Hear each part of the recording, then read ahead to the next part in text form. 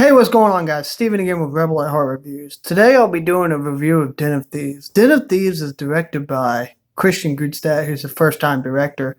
Stars Gerard Butler, 50 Cent, Odea Jackson Jr., Pablo Schreiber, and Jordan Bridges.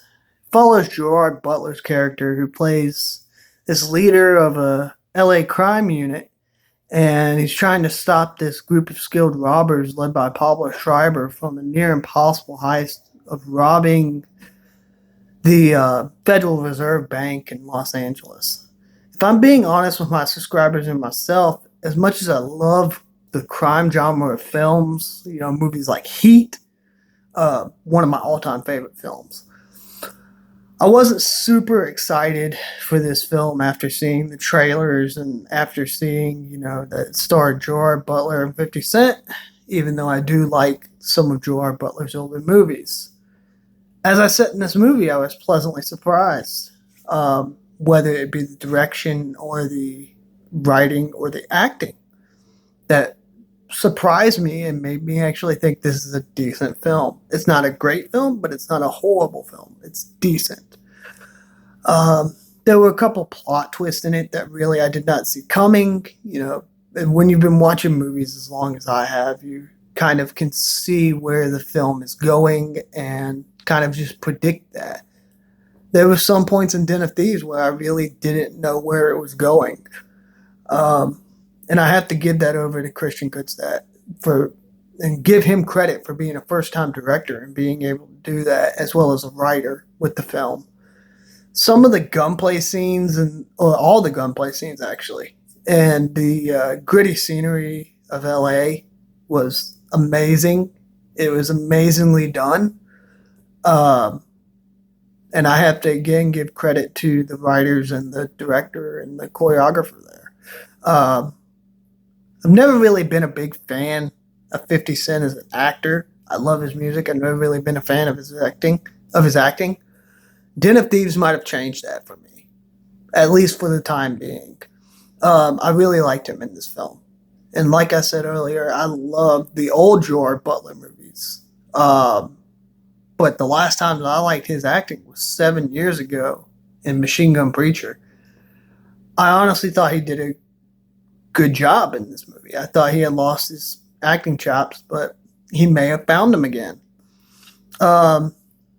Proved to me that he still has those chops, and he can play this role of a good cop, a part good cop, part badass, doesn't give a damn about the law, bad cop. But there's still some things to criticize about this movie. The runtime comes out to 2 hours and 20 minutes, and at a couple points in the film, I really felt like it it drug on. It was too long.